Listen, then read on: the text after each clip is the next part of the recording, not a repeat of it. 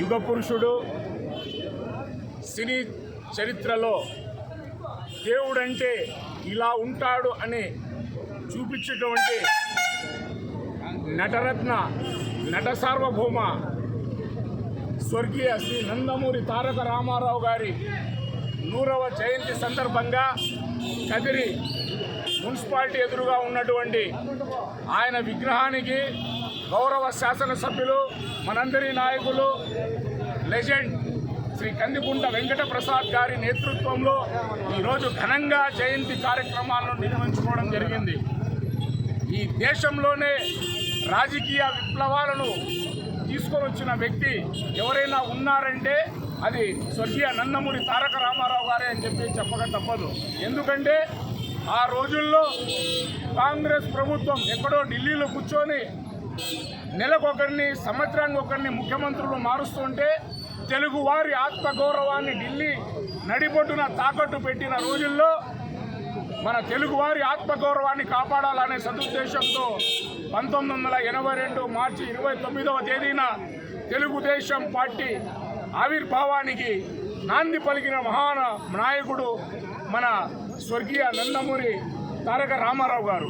ఆయన ఈ రాష్ట్రంలో కూడు, గూడు, నీడ అనే 3 సిద్ధాంతాలపై పేద, బడుగు, బలహీన వర్గాల ప్రజల సంక్షేమమే ధ్యేయంగా పనిచేసిన ప్రభుత్వం ఎన్టీ రామారావు గారు. ఆ రోజుల్లోనే ఎన్టీ రామారావు గారు పేదలకు పింఛన్లు పంపిణీ చేసే కార్యక్రమాన్ని శ్రీకారం చుట్టిన మహానేత మన యొక్క ఎన్టీ రామారావు గారు. ఈ దేశంలోనే సంస్కరణలు తీసుకొని వచ్చిన ఏకైక ముఖ్యమంత్రి ఎవరైనా ఉన్నారు అంటే అది కేవలం మన నందమూరి తారక రామారావు గారే. అటువంటి మహానాయకుడిని, యుగ పురుషుడిని మనమందరం ఈరోజు ఘనంగా జయంతి వేడుకలు జరుపుకుంటున్నాం.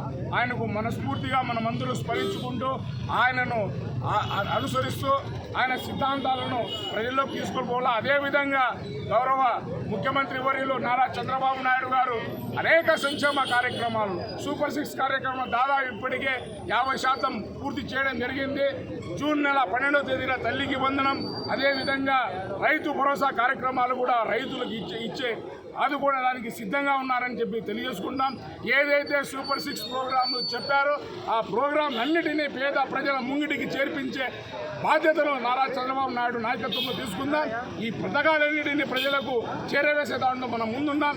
ప్రతి ప్రతి ప్రజలు ఈ విషయాలన్నిటినీ తెలుగుదేశం పార్టీ చేపడుతున్న సంక్షేమ ఫలాలన్నిటినీ ప్రతి వాడవాడలా వీధి వీధిలో ఇంటింటికి చేర్పించే బాధ్యత తెలుగుదేశం పార్టీ కుటుంబ సభ్యులు తీసుకోవాలని చెప్పి సందర్భంగా తెలియజేసుకుంటూ మరొక్క మారు నందమూరి తారక రామారావు గారి జయంతి సందర్భంగా జోహార్ ఎన్టీఆర్, జోహార్ ఎన్టీఆర్, అమర్ రహే, అమర్ రహే, అమర్ రహే, అమర్ రహే.